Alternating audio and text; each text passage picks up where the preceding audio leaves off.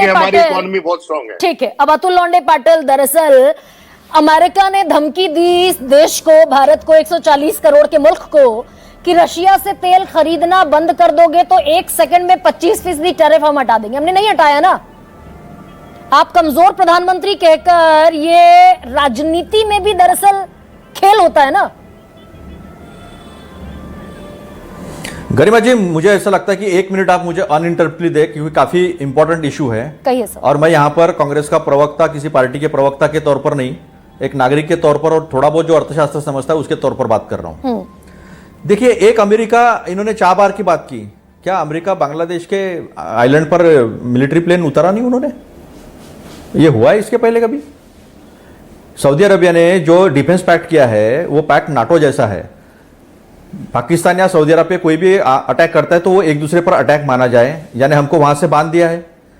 Defence deal Russia कर रहा है, अमेरिका कर रहा है पाकिस्तान के साथ, एक आतंकी देश के साथ। पहले हम लोग इक्विडिस्टेंट पे थे, हमारा संबंध अमेरिका से अच्छा था, रशिया से भी अच्छा था, चाइना से भी अच्छा था। और राजीव गांधी ने 2 टूक बात कर दी थी कि आप पाकिस्तान को मदद करते रहेंगे, डिफेंस हेल्प करते रहेंगे, न्यूक्लियर बम बनाते रहेंगे तो अमेरिका के साथ हमारे रिश्ते अच्छे नहीं होंगे।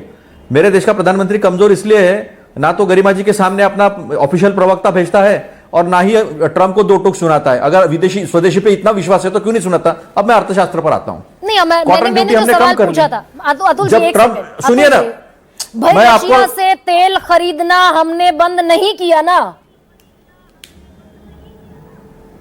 विषय वो है ही नहीं, आप बात ही नहीं करने दे रही है। विषय वो है ही नहीं रशिया का, वो तो कहने सुनने की बात है।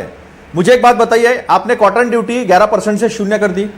मेरे महाराष्ट्र का किसान तो मर गया, गुजरात का किसान मर गया।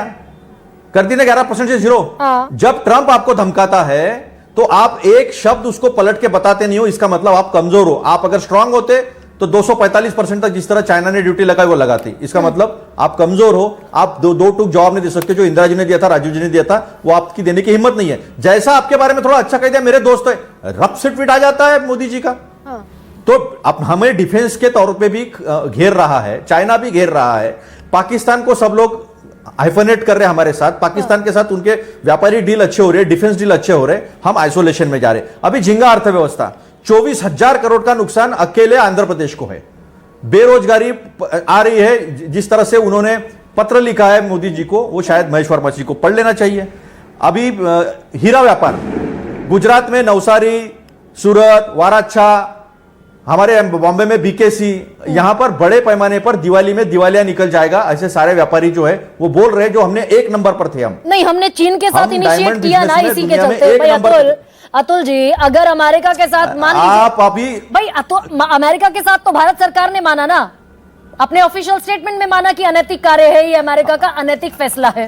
गरिमा जी, अगर आपको ऐसा लगता है, हमने चीन के साथ इनिशिएट किया तो हिली ना ट्रंप की थोड़ी बहुत कुर्सी। तो कोई कुछ हिला नहीं है, मैं बता रहा हूं आपको। आप अगर चाइना पर भरोसा करते होंगे और चाइना हमें इकोनॉमिकली स्ट्रांग करेगा ऐसा आपको लगता है, तो ये बैलेंस ऑफ पावर की थ्योरी एक बार आप फिर से एक बार रिविजिट कीजिए। दूसरी बात, दीप्ति जी ने कहा था कि रेमिटेंसेस, आज हमारा फॉरेन एक्सचेंज जो हमारी स्ट्रेंथ बना हुआ है, हम बचे हैं ना, फॉरेन एक्सचेंज की वजह से बचे हैं, वो रेमिटेंसेस का उसमें बड़ा रोल है, बहुत बड़ा रोल है। उसके ऊपर 3.5% टैक्स लगा दिया।